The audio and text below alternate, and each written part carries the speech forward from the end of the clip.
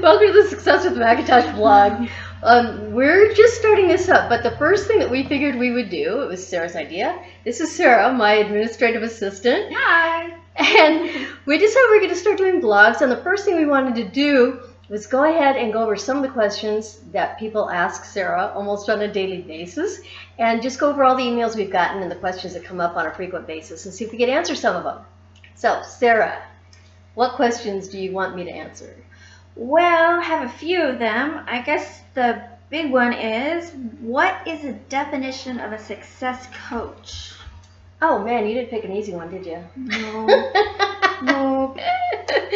Okay, in a nutshell, a success coach is somebody that helps you create a vision and define what your vision is going to be, and then create a blueprint for achieving that vision, and then making the steps on it that you need to take in each day to get to that vision. So basically, if you and I were coaching, we would work together to define where you want to be, say, a year from now, and set up a blueprint for getting there, and then set up a plan for daily steps to get there. So a year from now, you're where you want to be. I think the biggest part of being a success coach is helping somebody to actually define their vision, because most people don't have one. You can ask a lot of people, what's your main vision, what's your main goal, and they're going to say, I want to make X number of dollars a month. And that's not really a vision. Now, like I tell people, if that was really your vision, if you told me your vision was to make $10,000 a month, then the day you made $10,000 a month, you'd be done. You did it. You could go live in a cave forever because you just achieved your whole life's vision of making $10,000 in a month. Right. There's nothing else to live for because you made your $10,000. That's not really a vision. You want to make that $10,000 a month for a reason. You want to live somewhere specific. You want to get married and grow a family. There's a reason why you want that $10,000 a month, because that's what it costs to really achieve your vision. But until you take the time to think it through and figure out what your vision is, which most people don't, then that's what a success coach does. Is they sit down with you and ask you questions. As a coach, I never tell you what you're supposed to do. I only ask you questions that make you think things through and figure out for yourself what's important to you. I don't know what success is to you. I can't tell you that in order to be successful you need this, this, this, and this, because that might not match my definition of success. We all have our own. Right. And so my job is just to ask you questions and to help you define what success is for you, and then help you to create a blueprint. And then I work as an accountability partner with you and work together on achieving those goals that you set for yourself. Right. Okay, so the second question was, what does it entail? But you're already kind of saying that, so I guess that's answered. Yeah, there's actually, I do it in 3 segments. The first, and if you go to my website, you'll see the different programs that are set up that I work with. Each one of them, the first 2 are 3-month segments. The first 3 months that we work together, we work on defining a vision for you. The second 3 months, the next program is to help you set up a blueprint to achieve what your vision is. And then the last one is a month-to-month. It's a long-term program that you just keep going as long as you want to, that works on the plan that you set up. And we work together, and we're co-partners in achieving that vision that you set up for yourself. Right. So there are steps to it. And it's amazing how there's a lot more to creating a vision than people think. Right. And when you don't just sit down in an hour and create your vision. When you really create and define your vision, I mean you really create it, you live it, you close your eyes and you picture it and you smell it and you feel it and you know exactly where you want to be a year from now. And the advantage to taking the time to do that is that when things get tough, you can put yourself in that place and you can remember what you're working towards. And you can remember what it's going to cost you if you don't get there. And it's a real motivator. Right. If you don't really know what you're working towards, it's hard to get motivated. Right. See that. Okay, so what got you started in this then? So what made you start all this? I have been in the music industry for longer than I can admit to. It's been a while. And I've worked with artists, and I've loved the music industry. And I know a lot of really successful artists that I've known since before they were really successful artists. And I've been through a lot of things with them. You know, they'll call me up and and cry on my shoulder when they're having marital problems because they're on tour all the time, or they'll call me because they're having problems with a band member, or they'll have, whatever it is they call. And I've always been there for them. I've always supported them. I've helped them with marketing plans. I've helped them with building websites and EPKs, and I've just gotten involved. I've put bands together. People call me up and say they want to start a new band, and do I have any suggestions on who to use? And I'll say sure, and I'll put them together, and they meet at a studio, and I'm a matchmaker. I mean, it's a little of everything. Yeah. And that was what I did basically as a hobby, because I loved it so much, and there were so many people that were just calling me for that reason.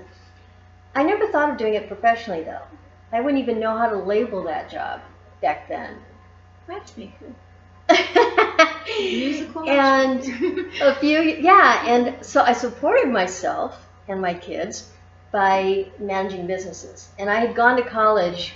I have an uncle that's an artist manager, and a very successful one. And so he'd always been my idol, and I always wanted to be an artist manager. But family wasn't too hip on that, and there were, I didn't really know if I could do it. And so I decided when I went to college to study business and study music. And so I did both, but I focused on the business because people always felt that that's where I could make my money. And I ended up marrying a CPA, so I did make my money with business. And later in life, I supported myself and the 3 kids by working as a business manager and accountant. But I always missed being involved in the music industry more than I was. That was what my real passion was. And I still spent all my spare time with musicians, going to their gigs, supporting them, building their EPKs, marketing them, building websites, answering questions, supporting them. And but you just didn't make your money off. No, I didn't ever get paid a dime for it. And so I got cancer several years ago, and it kind of put me to where I couldn't do anything, and it really forced me to think about what's important to me. And one of the things when you build a vision is to look back at the moments in your life that you felt the most fulfilled and the happiest, because that is where you're supposed to be. If you look back at your whole life and where you really felt excited about what you're doing, that's really where you should be. So when I looked at that and I looked at my happiest moments, they really had nothing to do with business management. And so when I finally got through all the cancer stuff, I went back to school and studied coaching and found out that it was a lot more than I thought it would be, but I loved it. I absolutely loved it, and I've been really excited about it ever since. And so I just dedicated my whole life to doing nothing but coaching artists. However, I have now made it my career. So right.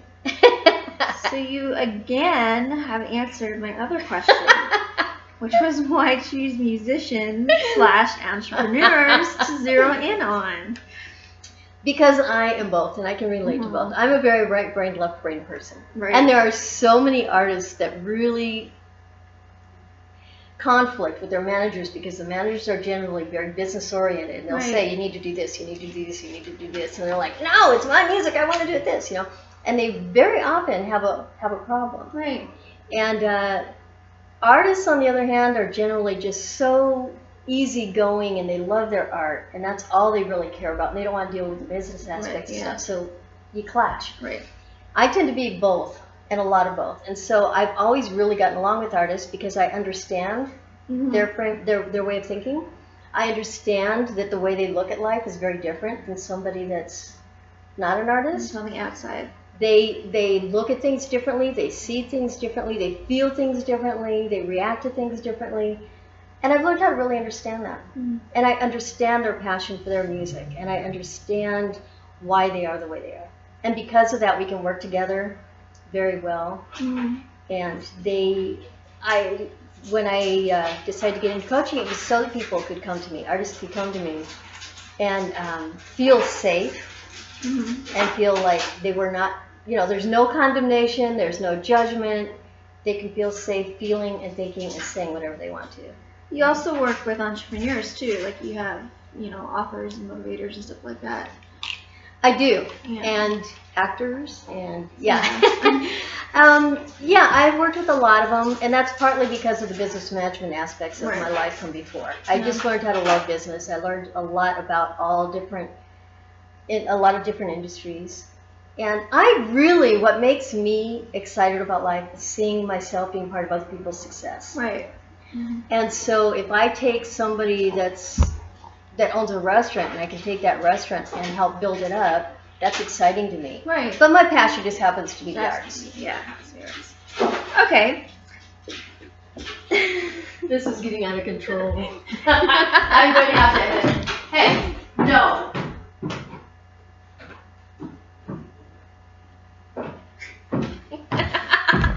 Gonna have to see how we're gonna work that one out. I still don't want to have to do it all over. Okay. All right. Back to this. Okay. What is what is the difference between a success coach and like a motivator or a manager? Because they get mixed up a lot. People I talk to, they're like, oh, I know exactly what a coach does. It's just like a basketball coach or someone when they're lifting weights and they can't do it anymore, and they're just like, oh, you can do it, just 10 more. And I'm like, no, that's not what Cynthia does. She's not, she's not that way. So what would you say is the difference between them? Yeah, I don't do pep rallies. Right. A success coach is not somebody that tells you what to do. I personally don't ever tell you if you're doing it right or wrong. Right. But what I do is once you tell me, this is what I want to achieve, this is really where I need to be, and you know that that's where you're going to be. Right. Then when you start getting off track, or if you start having problems focusing, or if you start having problems setting your priorities, or if you have problems with your relationships that are pulling you off track, or there are any number of things that can happen. Mm-hmm. I'm there to support you and remind you of what you're there for, what your life is, what you're here on earth for, and what makes you happy, and to remind you of what you're working towards, and put you back in that mindset of remembering where you're supposed to be. And it's really easy to get sidetracked. Right. It happens, especially in the music industry, it happens a lot, because people dream about being on stage and being rich and famous, and they're sure that they're just, mom tells them they're amazingly talented, and they just believe that, they're going to be the next Elvis Presley, And the first thing that happens is, as soon as they start getting into the industry and they start getting successful, they find that they can't trust anybody. They find that people start demanding more and more and more out of them. More and more people want to be around them just because. Mm-hmm. And they lose sight of who they really are. When they end up having people that tell them how they're supposed to dress, what kind of music they're supposed to write, and they just get lost in it. Right. And nobody will tell them no. Nobody will tell them you're doing the wrong thing. Nobody will tell them I'll help you and do it without having strings attached. And so that's kind of what I offer. It's just somebody that can be a close confidant, and somebody that can tell you what it is, like it is, honestly, with no, I have no strings attached. I have no, what's the word I'm looking for? You're not expecting anything back from I'm not expecting anything in return. Mm-hmm. And I don't have any agenda. That's what I was looking for. It's just I just want to be the person that helps you succeed and reminds you of what you're there for. Right. Reminds them who you are. Yeah. They are. That's what I meant. Yeah. Okay. All right. Okay. Let's say, if we were having a coaching session like right now, what would that entail? Like, what questions would you ask me? Like, for example, if you were my old basketball coach, you would be busting my butt to do more suicides, which is a sprinting exercise of those who do not know. What would you focus on? Like, I think you kind of already answered this to begin with, but like what kind of questions would you ask me if it was like? That's really when you coach somebody, they're the ones that let you know as the client what they want to focus on. I'm not going to make you focus on something that's not when your mind's somewhere else. Right. If you're sitting there worried about a relationship that's falling apart, I'm not going to sit there and force you to focus on your finances, because it's not going to work. Your mind's on something else. So really, every time we meet, the client is the one that's going to tell me what they want to focus on that day. Okay, so you focus on whatever's on their mind, basically. Yes, because that's obviously what's affecting them today. You can't really, because you can't really expect them to want to talk about, their job when they're upset about something at home. Right, right.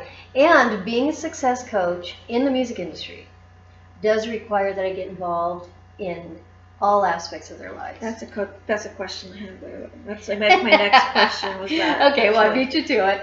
But it does, because being an artist does affect every aspect of your life. Mm-hmm. You do travel a lot, and it affects your family. You do have your ups and downs with your business. Sometimes you're really busy, and sometimes you're not, so it affects your finances. Even when you start getting busier and more successful, you always have the stress of sitting on a stinky bus with a bunch of people for 3 months and being away from home and dealing with your bandmates. And there's always a lot of issues that you have to deal with. And you don't wake up in the morning and get ready for work and go to work at 8 and then come home at 5 o'clock and forget about it. It's not an 8 to 5 job. It's a 24/7, 365. You wake up thinking about it. You get moving on it. You come home. You talk about it constantly to your family. You're all excited about it. You go to sleep. You dream about it. And you wake up the next day and do it again. Mm-hmm. You don't get away from it. Right. So the coaching does cover a lot of ground. Right. So that answers my question. Because my next question was, if I hired you, would you be involved in all aspects of my life? For example, work, family, friends, boyfriends, financial trouble, etc. But you already answered that. The answer would be yes, people. If you didn't get that. If you didn't catch that. Okay. And I know the answer to this, but maybe you guys don't. So do you coach people you know, like friends, or do you keep it professional? Both. It's harder to coach friends. Yeah, I would say. It's much harder to coach friends because they don't want to listen sometimes. They don't, and like when you're dealing with a client, they tend to be a little bit more careful. They look at you on a more professional level. Right. But when you're working with friends, you do tell them, okay, this week I'd like you to look at this, and then try it next week. As friends, they're generally going to just, come in the next way. I'm sorry, I just didn't have time, and you're supposed to be okay with that. Right. So it's really difficult to coach friends. It's very difficult. I can see that. Definitely. Okay. What about this one? Is there a difference between a success coach and a mentor? Yes, there is. A therapist is somebody that has been trained to look at a person and deal with their issues, deal with their problems, mental issues, whatever. A mentor is somebody who has a lot of experience in a specific area, and so you work with them, and when you have questions, you ask them, and they train you, and they teach you. Mm-hmm. A coach does nothing but ask you questions.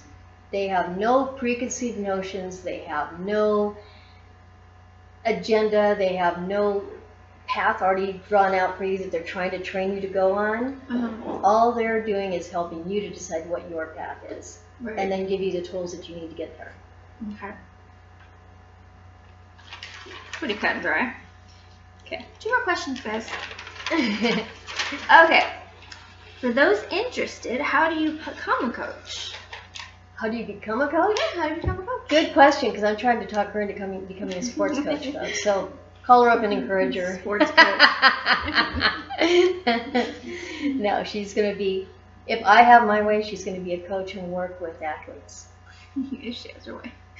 We'll see.